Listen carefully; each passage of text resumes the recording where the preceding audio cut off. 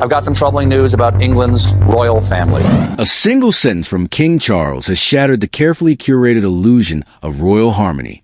Inside the quiet walls of Windsor Castle, a private declaration circulated to the highest echelons of the royal household, confirming that Queen Camilla had been systematically excluded from every future coronation ceremony, rehearsal, procession, and planning session.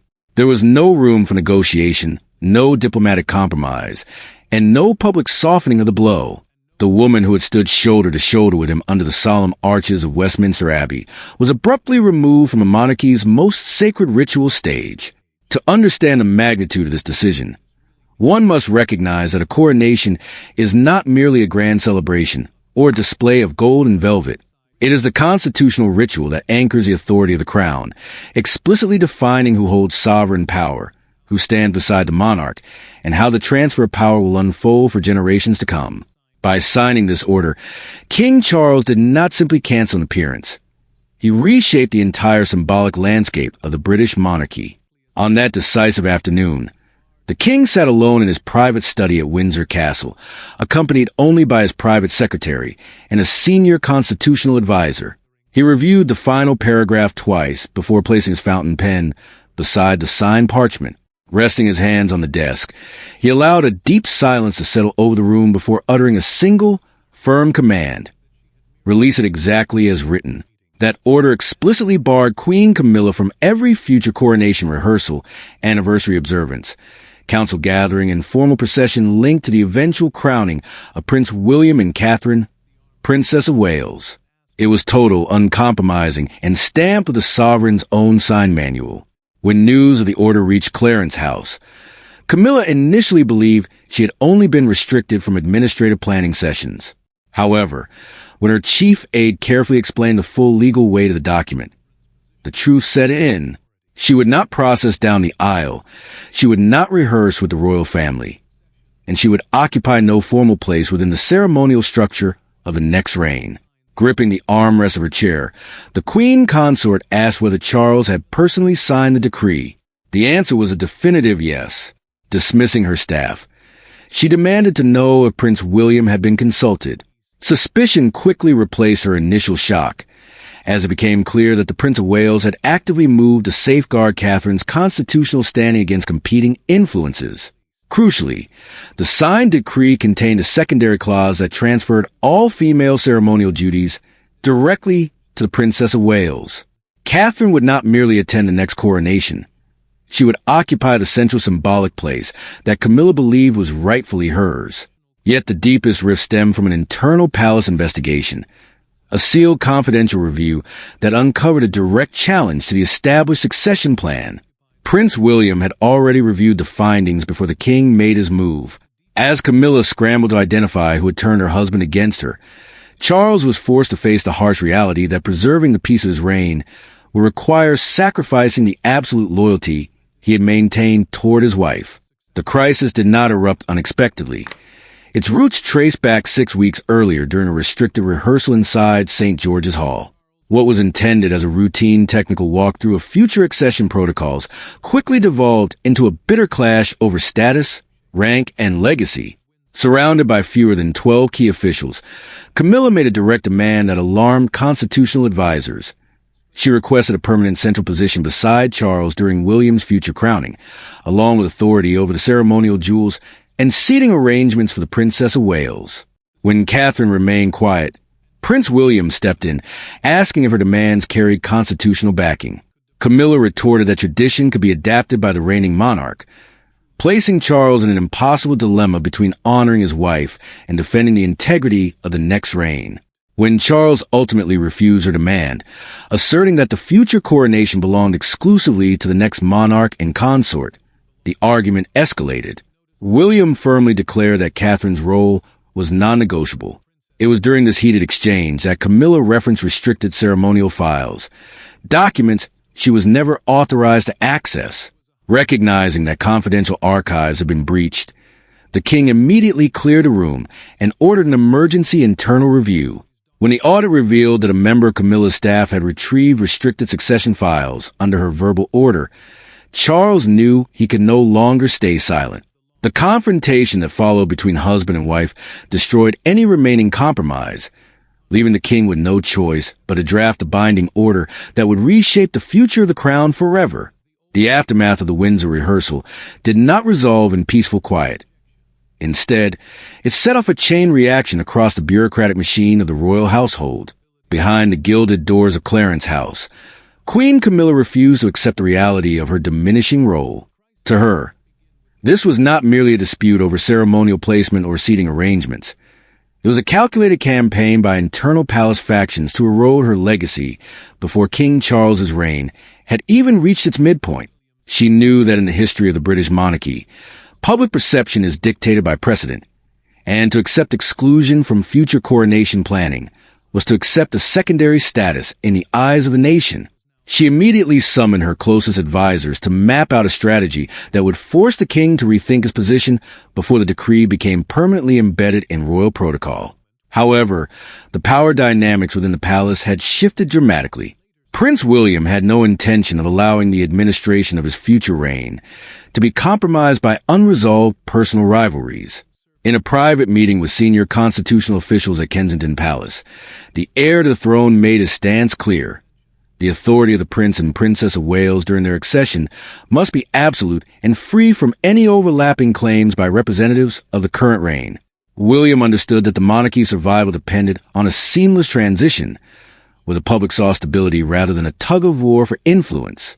He argued that allowing a queen consort from a previous reign to dictate terms for the next coronation would set a dangerous legal and symbolic precedent, confusing the line of succession and undermining Catherine's future authority as queen consort. Meanwhile, Princess Catherine maintained a delicate balance between institutional duty and personal dignity. While fully aware of the mounting tensions between her husband and stepmother, she refused to participate in petty palace political maneuvers.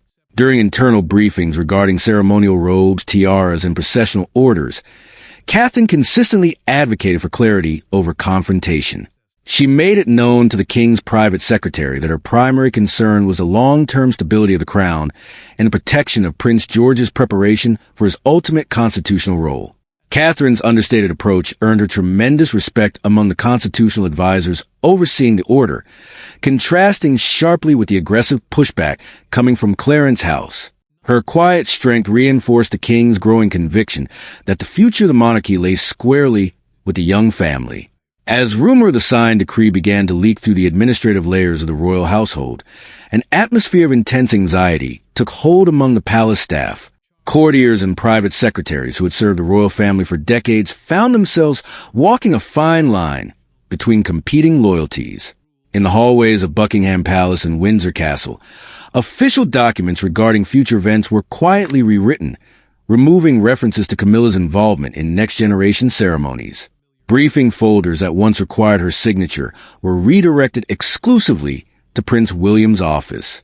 This administrative shift was swift and unyielding, signaling to everyone inside the institution that the king's signed order was no longer a matter of private debate, but an active, enforceable policy that had permanently altered the inner workings of the monarchy. Refusing to accept defeat, Camilla sought a second face-to-face meeting with King Charles in his private quarters. This time, the encounter was stripped of any formal protocol or diplomatic pleasantries. She confronted him directly, pointing out the years of unwavering loyalty she displayed during the most turbulent periods of his life, enduring intense media scrutiny and public hostility so that he could fulfill his destiny as king. She asked how he could allow her to be publicly diminished at the very moment she had finally achieved institutional acceptance. The king, visibly torn between a profound affection for his wife and his sacred obligation to the crown, listened in heavy silence. He explained that his duty as sovereign demanded that he place the continuity of the monarchy above all personal feelings, emphasizing that protecting William and Catherine's future reign was the ultimate responsibility of his kingship. The confrontation reached its emotional peak when Camilla realized that Charles would not revoke his signature. The realization that her husband had prioritized the institutional demands of succession over her personal standing was a devastating blow.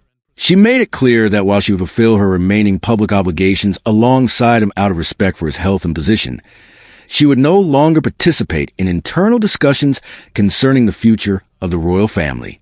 The rift between husband and wife, though carefully hidden from the public eye during official engagements, created an undeniable distance within the private corridors of their residences. The palace machinery continued to move forward relentlessly, preparing the administrative groundwork for a monarchy that had drawn a clear, unyielding line between its present and its future.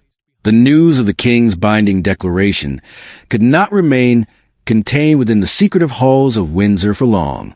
When the leaked phrase confirming Camilla's permanent exclusion from all future coronation ceremonies finally broke into the open media, it triggered a public and constitutional earthquake across the United Kingdom and the Commonwealth. Newsrooms scrambled, editorial boards redesigned their morning front pages, and crowds began to gather outside the gates of Buckingham Palace. What had begun as a quiet administrative shift inside the monarch's study was now exposed to the full, harsh light of global public judgment. London newspapers carried striking photographs contrasting King Charles walking resolute and alone, steps ahead of a visibly strained Camilla. Headlines proclaimed the crown divided, framing the decision as the ultimate proof that power, authority, and symbolic weight had irrevocably shifted toward Prince William and Princess Catherine. For the general public, the order was not seen as a cruel rejection, but rather as a necessary and decisive stroke of statecraft. Commentators pointed out that the king had made the ultimate personal sacrifice, choosing the long-term survival, clarity, and dignity of the institution over the comfort of his own marriage. Inside the palace, King Charles monitored the media storm with grave quiet. When aides offered to block the press coverage or issue a soft public denial, the king firmly refused. He understood that a sovereign cannot issue a decree of such historical consequence and then hide from its public repercussions. He accepted the burden of his decision, knowing that while it secured the smooth transition of power for his son and daughter-in-law, it left an undeniable scar on his private life. His devotion to Camilla remained intact as a husband, but as king, his loyalty belonged first and foremost to the crown and its future. For Prince William and Princess Catherine, the public reaction confirmed the wisdom of their firm stance. Catherine continued her official duties with serene grace, deliberately avoiding any appearance of triumph or self-congratulation.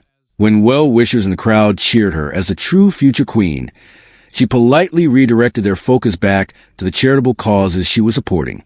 William, meanwhile, authorized official statements clarifying that the constitutional decision rested entirely with the reigning monarch, ensuring that the integrity of both the current reign and his future accession remained protected under public law and royal tradition.